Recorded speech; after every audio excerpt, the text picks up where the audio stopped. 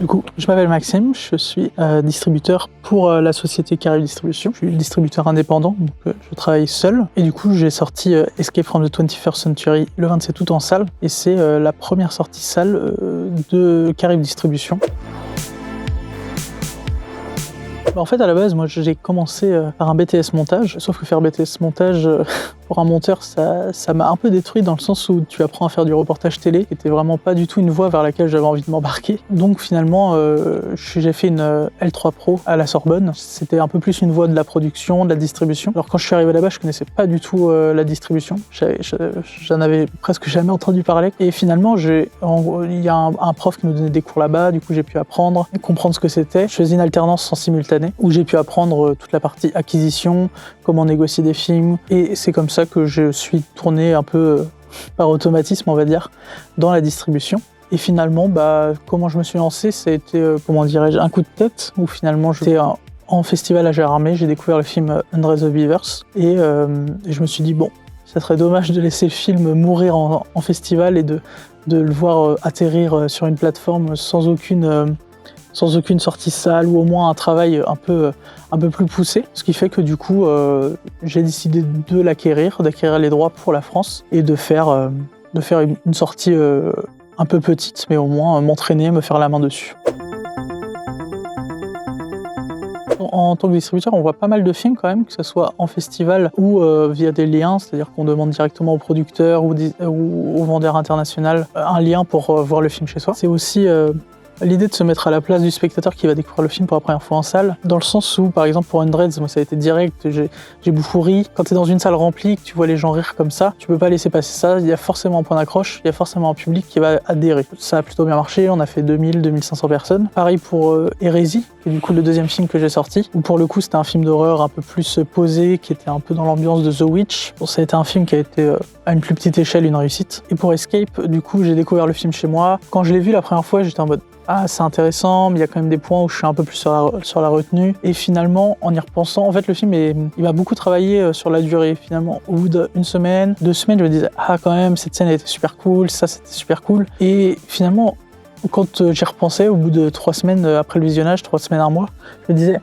non, en fait, c'est vraiment un film qui t'emporte et qui te plaît et qui te reste et qui t'offre tellement d'images en tête que ça peut parler à tout le monde. Enfin, il a des thématiques qui sont universelles. Donc c'est ça aussi que je me suis dit quand j'ai pris Escape. Et finalement, ça a plutôt bien marché parce que le film a réussi à sortir en salle. Il a conquéri pas mal de public, pas mal de presse. Et donc c'est ça qui est plutôt intéressant.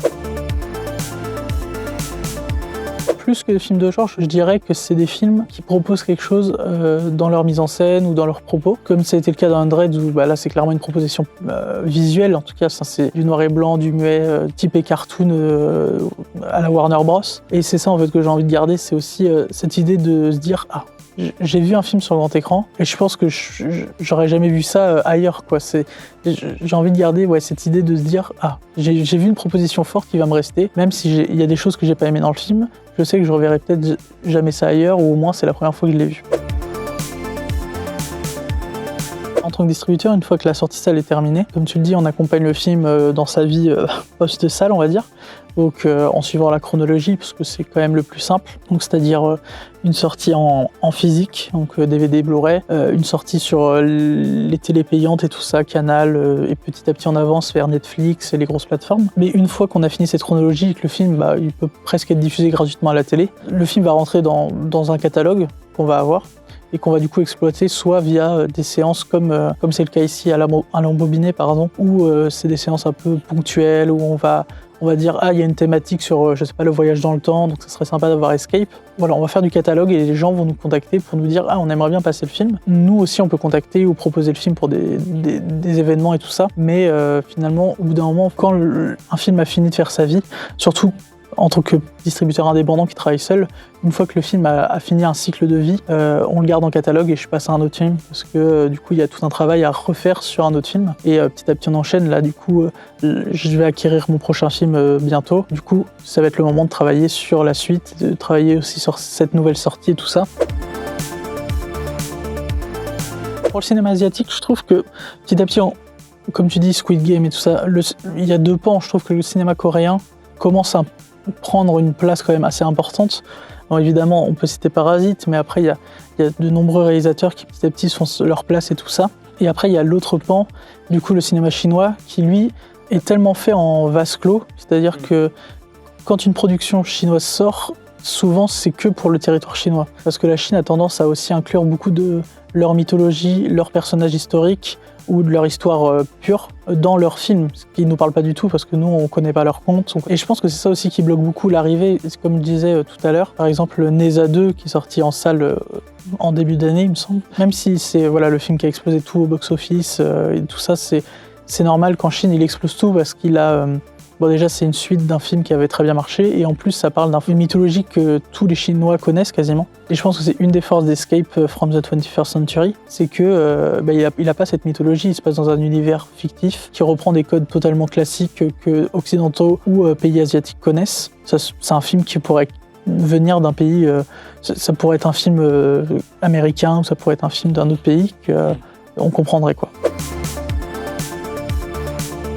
Le public, il est curieux en fait, c'est juste que je ne sais pas si on arrive à bien promouvoir les propositions qu'on lui propose. Parce que Escape, même si c'est un succès pour moi, ça reste un succès très modeste. Enfin, il a fait 15 000, 16 000 entrées, donc ça reste un succès sympa, mais c'est pas non plus, il n'a pas touché une grande partie, il a touché un public cinéphile curieux, que je suis très heureux de toucher, mais qui n'a pas réussi à passer, on va dire, la base cinéma, le public un peu plus populaire qui va juste au cinéma de temps en temps. Alors déjà moi je trouve que Escape n'est pas un ovni, c'est pas un ovni dans le sens où il a quand même une forme assez classique, l'histoire est très simple, enfin l'histoire en elle-même est très simple, après elle est emmitouflée dans une mise en scène un peu plus compliquée, mais par contre je comprends que dans la forme c'est plus compliqué et c'est là que du coup dans le marketing on essaie de mettre en avant toute cette partie proposition.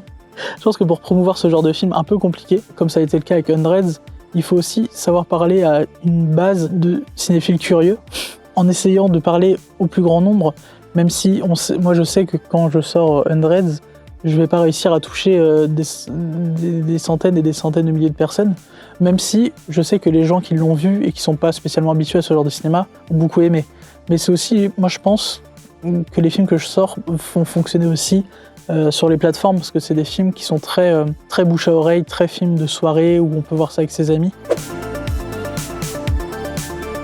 En vrai, j'ai eu de la chance d'avoir 3 films qui pour l'instant ont très bien plu au public. C'est aussi, quand je les choisis, j'avoue que vu que je prends des films qui ont des coups de cœur pour moi, je me dis que forcément il y aura un public qui va l'aimer. Pour Escape et pour Hundreds, j'ai vraiment 2 films qui sont très portés, que le public aime beaucoup en tout cas. Sur Escape, moi ma réception du truc c'est je squatte sur Letterboxd, je squatte sur Sens Critique, Allociné et tout pour aller voir les critiques et tout. Je vais sur Twitter pour voir un peu les retours des gens. Vu que mon marketing est à 100% digital, on a forcément touché beaucoup de gens sur les réseaux sociaux, donc forcément on a beaucoup de retours dessus. Après c'est vrai que le retour des gens me pousse à aussi rester dans ma ligne édito de films qui sont des propositions fortes, parce que les gens commencent à savoir aussi que Caribe Distribution, c'est des films qui ont quelque chose à proposer en termes d'idées, de créativité ou un peu de folie. C'est pour ça que le prochain film que je sors, c'est un film de vampires zombies qui est un peu dans le même délire que Hundred Beavers avec un enchaînement de vannes à la minute et ça y va à fond quoi. On reste toujours sur la même vibe un peu décalée, tout en n'oubliant pas que le cinéma reste ce qu'il est, c'est-à-dire que je peux pas envoyer un film ultra chelou au cinéma et me dire pourquoi je fais pas 10 000 entrées, ça c'est pas normal. Donc c'est pour ça, l'objectif ça va être d'avoir toujours des films très créatifs, très perchés, où je mets moins de risques dessus, que je sors en plateforme, en DVD, tout ça, et avoir un film à côté un peu plus classique dans la forme, comme Escape, qui est quand même assez classique dans la forme, pour le sortir au cinéma et pouvoir toucher un public un peu plus large. Et comme ça, faire vivre du cinéma très créatif en même temps qu'avoir un cinéma plus standard, mais qui au moins propose des choses quand même. C'est vrai qu'on n'a pas eu une grosse résonance auprès de la bulle, critique ciné sur YouTube. J'avoue que moi je suis un gars de Twitter depuis longtemps. Du coup, je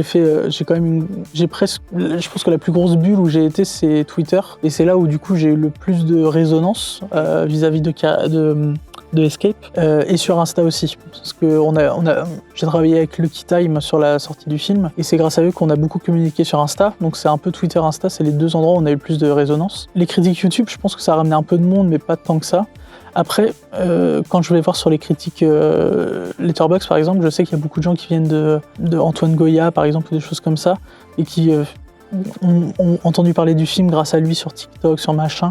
Donc je vois quand même qu'il y a un petit peu de gens qui reviennent d'autres influenceurs. Mais je pense par exemple la presse a beaucoup plus apporté au film que les critiques YouTube. D'accord. Je pense. Après, c'est vrai que c'est impossible de vérifier ou de comptabiliser.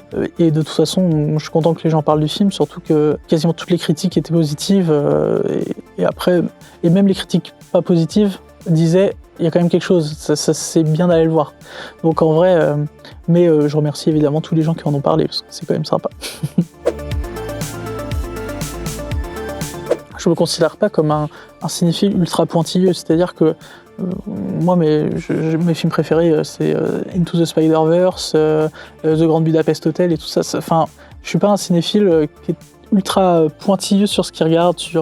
Et pourtant, j'arrive à trouver quand même beaucoup de choses que j'aime en piochant un peu, en creusant un peu dans les films un peu moins connus. Donc, faut pas hésiter à tenter. Au pire, ça vous plaît pas, c'est pas grave, hein, ça arrive à tout le monde. Moi, il y a plein de films que je vois que j'aime pas, j'abandonne, c'est pas grave. Faut pas avoir peur d'abandonner quand on regarde des films.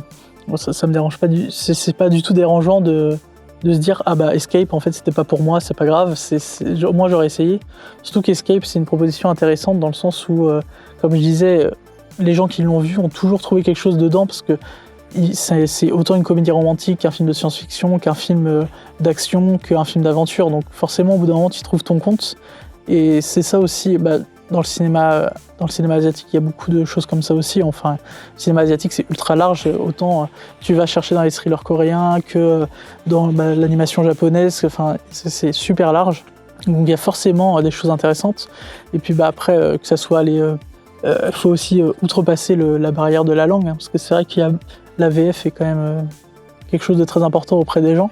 Et c'est vrai que c'est compliqué quand tu es habitué à de la VF de te plonger dans un film en VO, parce que c'est quand même un exercice de lire en même temps que tu regardes le film et tout ça.